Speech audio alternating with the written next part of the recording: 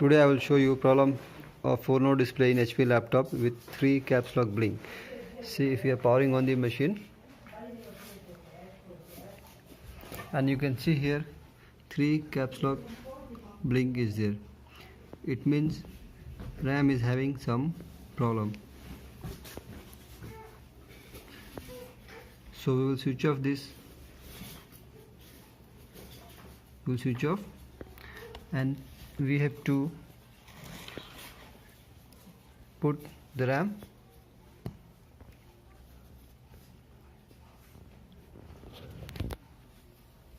You have to clean this RAM, put it back. This will solve no display issue.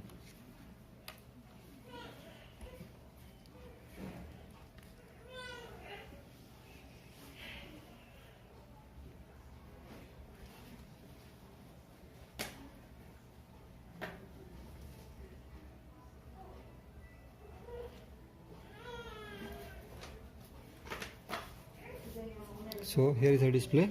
As you can see, problem is solved.